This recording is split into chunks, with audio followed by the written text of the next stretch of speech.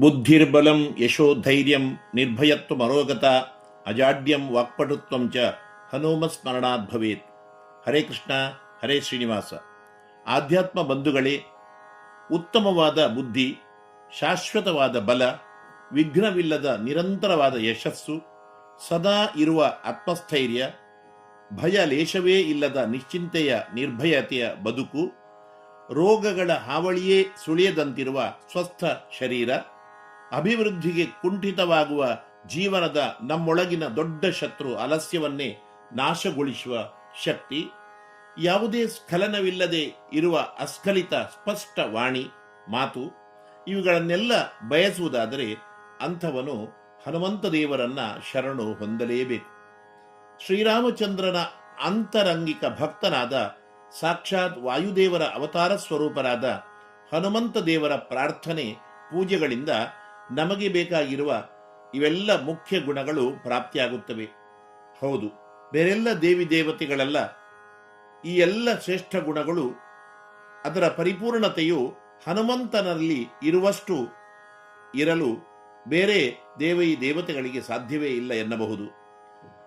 ತನ್ನಲ್ಲಿ ಅಂತಹ ಎಲ್ಲ ಗುಣಗಳು ಪೂರ್ಣವಾಗಿ ಇವೆ ಎಂಬುದನ್ನು ಕೃತಯುಗದಲ್ಲಿ ಹನುಮಂತನಾಗಿ, ದ್ವಾಪರ ಯುಗದಲ್ಲಿ ಭೀಮನಾಗಿ, ಕಲಿಯುಗದಲ್ಲಿ ಮಧ್ವರಾಗಿ ಹನುಮಂತ ದೇವರು ತೋರಿಸಿದ್ದಾರೆ.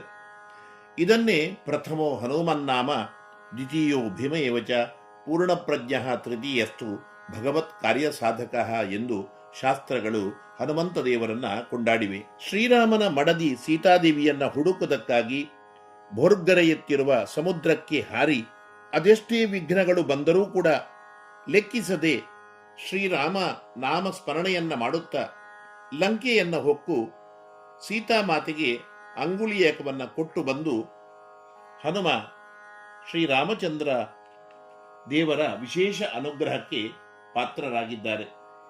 ಚತುರ್ದಶ ಭುವನ ತಲ್ಲಣನಾದ ಲೋಕಕಂಟಕ ರಾವಣನ ಸಂಹಾರಕ್ಕಾಗಿ ಯುದ್ಧದಲ್ಲಿ ತನ್ನ ಪ್ರಭು ಶ್ರೀರಾಮನೊಂದಿಗೆ ಹೋರಾಡಿ ಲಕ್ಷಗಟ್ಟಲೆ ದೈತ್ಯರನ್ನ ಸದೆಬಡಿದ ಮಹಾನ್ ವೀರ ಹನುಮಂತ.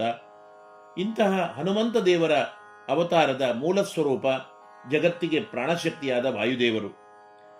ಮುಖ್ಯ ಪ್ರಾಣ ಎಂದು ಶಾಸ್ತ್ರಗಳಿಂದ ಕರೆಸಿಕೊಂಡು ಎಲ್ಲ ಜೀವರಾಶಿಯ ಒಳಗಡೆ ಶ್ರೀರಾಮನಾಮ ಸ್ಮರಣೆಯೊಂದಿಗೆ ಉಚ್ಛ್ವಾಸ ನಿಶ್ವಾಸಕ್ಕೆ ಎಲ್ಲರಿಗೂ ಕಾರಣಭೂತರಾದ ಎಲ್ಲರ ಚೇತನ ಸ್ವರೂಪರಾದ ಈ ವಾಯುದೇವರೇ ಭಗವಂತ ಮಹಾವಿಷ್ಣುವಿನ ಆಜ್ಞೆ ಸಂಕಲ್ಪದಂತೆ ಹನುಮ ಭೀಮ ಮಧ್ವರಾಗಿ 3 ಯುಗಗಳಲ್ಲಿ ಅವತಾರ ತಳೆದು ಭೂಮಿಯ ಭಕ್ತರನ್ನ ಉದ್ಧರಿಸಿದ್ದಾರೆ, ಹರಿಸಿದ್ದಾರೆ. ಅಂತಹ ವಾಯುದೇವರ ಅವತಾರ ಸ್ವರೂಪನಾದ ಹನುಮಂತ ದೇವರ ಅನುಗ್ರಹ ಇಲ್ಲದೆ ಒಂದು ಕ್ಷಣವೂ ಕೂಡ ಭೂಮಿಯಲ್ಲಿ ನಾವು ಬದುಕಿರಲು ಸಾಧ್ಯವೇ ಇಲ್ಲ.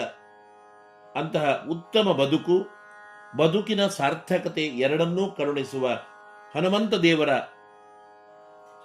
ಜನ್ಮೋತ್ಸವವನ್ನು ನೆನಪಿಸುವುದು, ಸ್ಮರಿಸುವುದು ನಮ್ಮೆಲ್ಲರ ಮನುಷ್ಯ ಪ್ರಪಂಚದ ಕರ್ತವ್ಯ ಆಗಿದೆ. ಚೈತ್ರ ಮಾಸದ ಶುಕ್ಲಪಕ್ಷದ ಪೂರ್ಣಿಮೆಯಂದು ಜಗತ್ತಿಗೆ ಬೆಳಕನ್ನ ಕೊಡುವ ಪೂರ್ಣಚಂದ್ರ ಇರುವಾಗ ಜ್ಞಾನ ಬಲದ ಪೂರ್ಣ ಬೆಳಕನ್ನು ಕೊಡುವ ಸಕಲ ಶಕ್ತಿ ಮಹಿಮಾ ಗುಣಪೂರ್ಣನಾದ ಹನುಮಂತನ ಉದಯ ಕೇಸರಿ ಅಂಜನಾ ದೇವಿ ದಂಪತಿಗಳಲ್ಲಿ ಆಯಿತು. ಚೈತ್ರ ಶುಕ್ಲ ಪೂರ್ಣಿಮೆಯಂದು ಹನುಮಂತ ದೇವರ ಜನನವಾದ್ದರಿಂದಲೇ ಈ ದಿವಸವನ್ನ ಹನುಮಾನ್ ಜಯಂತಿ ಎಂಬುದಾಗಿ ಕರೆಯಲಾಗುತ್ತದೆ. ಅಂತಹ ಚೈತ್ರ ಶುಕ್ಲ ಪೂರ್ಣಿಮೆಯು ಈ ವರ್ಷ 2026ರಲ್ಲಿ ಯಾವಾಗ ಇದೆ, ಹನುಮಾನ್ ಜಯಂತಿಯ ಈ ಪುಣ್ಯ ದಿವಸದಂದು ಯಾವ ಶುಭ ಮುಹೂರ್ತದಲ್ಲಿ ಪೂಜೆಯನ್ನ ಮಾಡಬೇಕು, ಹೇಗೆ ಹನುಮಂತ ದೇವರ ಸುಲಭ ಪೂಜೆಯನ್ನ ಮಾಡಬಹುದು, ಮಂತ್ರ ನೈವೇದ್ಯ ಯಾವುವು ಎಂಬ ಎಲ್ಲ ರೀತಿಯ ಹನುಮಾನ್ ಜಯಂತಿಯ ಚೈತ್ರ ಶುಕ್ಲ ಪೂರ್ಣಿಮೆಯ ವಿಚಾರಗಳನ್ನು ಈ ವಿಡಿಯೋ ಸಂದೇಶದ ಮೂಲಕ ತಿಳಿದುಕೊಳ್ಳೋಣ. ವೀಕ್ಷಕರೇ, ತಾವು ಇಲ್ಲಿಯವರೆಗೆ ನನ್ನ ವಿಶ್ವನಾಥ್ ಭಟ್ ಎಂಬ ಯೂಟ್ಯೂಬ್ ಚಾನಲ್ಗೆ ಸಬ್ಸ್ಕ್ರೈಬ್ ಆಗಿರದಿದ್ದರೆ ಆಗಿ, ಉತ್ತಮ ಆಗಿದ್ದರೆ ಲೈಕ್ ಮಾಡಿ, ಒಮ್ಮೆ ಸಬ್ಸ್ಕ್ರೈಬ್ ಆಗಿದ್ದರೆ ಪುನಃ ಸಬ್ಸ್ಕ್ರೈಬ್ ಆಗಬೇಕು ಅಂತ ಇಲ್ಲ, ನಿಮ್ಮೆಲ್ಲ ಬಂಧು ಮಿತ್ರರಿಗೆ ಶೇರ್ ಮಾಡಿ, ನಿಮ್ಮ ಪ್ರಶ್ನೆ ಮೆಚ್ಚುಗೆ ಸಂದೇಹಗಳನ್ನು ಕಮೆಂಟ್ ಮೂಲಕ ತಿಳಿಸಿ. ಇದರಿಂದ ನಮ್ಮ ಸನಾತನ ಧರ್ಮದಲ್ಲಿ ಬರುವ ಎಲ್ಲ ರೀತಿಯ ಹಬ್ಬ ಹರಿದಿನಗಳು, ಅವುಗಳ ಆಚರಣೆ ಬಗ್ಗೆ, ಅವುಗಳ ಮಹತ್ವದ ಬಗ್ಗೆಯೂ ಕೂಡ ಸರಿಯಾದ ಸ್ಪಷ್ಟ ತಿಳುವಳಿಕೆ ತಮಗೆ ಸಿಗುವ ಅವಕಾಶ ಇದೆ. ಪೂಜೆ ಮಂತ್ರಗಳು, ಅದರ ಬಗ್ಗೆಯೂ ಕೂಡ ಸ್ಪಷ್ಟವಾದ ಮಾಹಿತಿಗಳು ನಮ್ಮ ವಿಡಿಯೋದಿಂದ ತಮಗೆಲ್ಲರಿಗೂ ಕೂಡ ತಿಳಿಯಲು ಯೂಟ್ಯೂಬ್ನಿಂದ ಪ್ರಯೋಜನ ಆಗಬಹುದು ಎಂಬುದಾಗಿ ನಾನು ಭಾವಿಸುತ್ತೇನೆ. ವೀಕ್ಷಕರೇ, ಹನುಮಾನ್ ಜಯಂತಿಯು ಚೈತ್ರ ಶುಕ್ಲ ಪೂರ್ಣಿಮೆಯ ಈ ದಿವಸದಂದು, ಈ ವರ್ಷ ಈ ಹಬ್ಬವು 2026ರಲ್ಲಿ ಏಪ್ರಿಲ್ 2ರಂದು ಗುರುವಾರ ಬರುತ್ತಿದ್ದು, ಪೂರ್ಣಿಮಾ ತಿಥಿಯು ಏಪ್ರಿಲ್ 1ರಂದು ಬೆಳಿಗ್ಗೆ 7:15ರಿಂದ ಪ್ರಾರಂಭ ಆಗಿ ಮರುದಿವಸ ಏಪ್ರಿಲ್ 2 ಗುರುವಾರದಂದು ಬೆಳಿಗ್ಗೆ 7:41 ಇರುತ್ತದೆ. ಸೂರ್ಯೋದಯ ಕಾಲದಲ್ಲಿ ಏಪ್ರಿಲ್ 2 ಗುರುವಾರದಂದು ಪೂರ್ಣಿಮಾ ತಿಥಿ ಇರುವುದರಿಂದ ಏಪ್ರಿಲ್ 2 ಗುರುವಾರವೇ ಹನುಮಾನ ಜಯಂತಿಯನ್ನ ಆಚರಣೆ ಮಾಡುವುದು ಸೂಕ್ತ ಆಗಿದೆ. ಏಪ್ರಿಲ್ 2 ಗುರುವಾರ ಚೈತ್ರ ಶುಕ್ಲ ಪೂರ್ಣಿಮೆಯಂದು ಹನುಮಂತ ದೇವರ ಪೂಜೆಗೆ ಶ್ರೇಷ್ಠ ಮುಹೂರ್ತ ಮಧ್ಯಾಹ್ನ 12 ಗಂಟೆಯಿಂದ 12:50 ಆಗಿದೆ.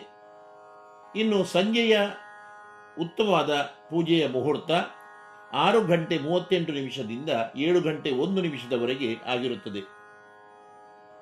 ಆದ್ದರಿಂದ ಈ ಹನುಮಾನ್ ಜಯಂತಿಯ ಪವಿತ್ರವಾದ ದಿವಸದಂದು ಬೆಳಿಗ್ಗೆ ಎಲ್ಲರೂ ಕೂಡ ಬೇಗನೆ ಎದ್ದು ಗೋಮಯಾದಿಗಳಿಂದ ಮನೆಯ ಆವರಣವನ್ನು ಶುದ್ಧಗೊಳಿಸಿ ತಳಿರು, ತೋರಣ, ಹೂ ಇತ್ಯಾದಿಗಳಿಂದ ಯಥಾಶಕ್ತಿ ಅಲಂಕರಿಸಿ ಶಂಖ ಚಕ್ರಗಳ ರಂಗೋಲಿಯನ್ನು ಬರೆದು ಸೀತಾ ಲಕ್ಷ್ಮಣ ಸಮೇತ ಶ್ರೀರಾಮಚಂದ್ರ ದೇವರ ಒಟ್ಟಿಗೆ ಇರುವ ಹನುಮಂತ ದೇವರ ಭಾವಚಿತ್ರವನ್ನು ಗಂಧ, ಕುಂಕುಮ, ಹೂಮಾಲೆಗಳಿಂದ ಅಲಂಕರಿಸಿ, ರಾಮ ಹನುಮಂತ ದೇವರ ಮೂರ್ತಿ ಇದ್ದರೆ ಅದಕ್ಕೆ ಪಂಚಾಮೃತ ಅಭಿಷೇಕಾದಿಗಳನ್ನು ನಡೆಸಿ, ಶ್ರೀ ಹನುಮಾನ್ ಚಾಲೀಸ ಗೊತ್ತಿದ್ದರೆ ಪಠಣ ಮಾಡಿ, ವಿಷ್ಣು ಸಹಸ್ರನಾಮವನ್ನು ಗೊತ್ತಿದ್ದರೆ ಶ್ರವಣ ಅಥವಾ ಪಠಣವನ್ನು ಮಾಡಿದರೂ ಉತ್ತಮ.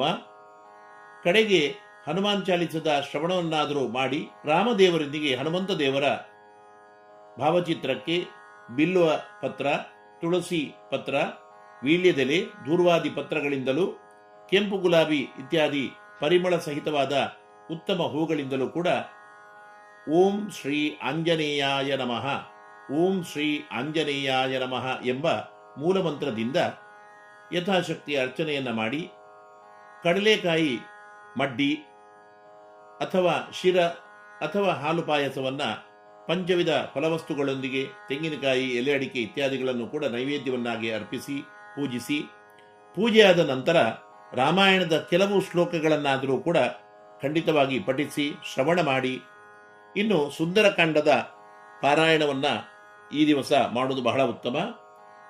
ಪೂಜೆಯ ನಂತರ ಶ್ರೇಷ್ಠರಾದ ಬ್ರಾಹ್ಮಣೋತ್ತಮರಿಗೆ ಯಥಾಶಕ್ತಿ ದಾನ ದಕ್ಷಿಣಾದಿಗಳನ್ನು ಕೊಟ್ಟು ಪೂಜೆ ಕೊಡುವುದರಿಂದ ಹನುಮಾನ್ ಜಯಂತಿ ಪೂಜೆಯ ಪೂರ್ಣ ಫಲ ಪ್ರಾಪ್ತಿಯಾಗುತ್ತದೆ. ಹನುಮಂತ ದೇವರ ದೇವಸ್ಥಾನ, ಶ್ರೀರಾಮದೇವರ ಮಂದಿರ, ಮಠಗಳಿಗೆ ತೆರಳಿ ವಿಶೇಷ ಪೂಜೆ, ಗುರು ಸೇವೆ, ದರ್ಶನ ಇತ್ಯಾದಿಗಳನ್ನು ಮಾಡಿಕೊಂಡು ಬನ್ನಿ. ಜಗತ್ತಿನ ಪ್ರಾಣಶಕ್ತಿ ಎನಿಸಿರುವ ಹನುಮಂತ ದೇವರ ವಿಶೇಷ ಆರಾಧನೆಯ ಜನ್ಮದಿನೋತ್ಸವದ ಆಚರಣೆಯ ಪುಣ್ಯದೊಂದಿಗೆ ಶ್ರೀರಾಮದೇವರ, ಹನುಮಂತ ದೇವರ ವಿಶೇಷ ಅನುಗ್ರಹಕ್ಕೆ ಪಾತ್ರರಾಗಿ ಹನುಮಂತ ದೇವರ ಪೂಜೆ ಆರಾಧನೆಯಿಂದ ನಿಮ್ಮೆಲ್ಲ ರೀತಿಯ ಶನಿ ದೋಷ, ಶನಿ ಬಾಧೆಗಳನ್ನು ಕೂಡ ನಿವಾರಣೆ ಮಾಡಿಕೊಳ್ಳಲು ಅವಕಾಶವಾಗುತ್ತದೆ. ಆ ರಾಮದೇವರ, ಹನುಮಂತ ದೇವರ ಅನುಗ್ರಹವು ತಮಗೆ ಸದಾ ಇರಲಿ, ಶುಭವಾಗಲಿ ಎನ್ನುತ್ತಾ ನನ್ನ ಮಾತನ್ನು ಮುಗಿಸುತ್ತೇನೆ. ಜೀವೇಮ ಶರದಶತಂ, ಜೀವೇಮ ಶರದಶತಂ.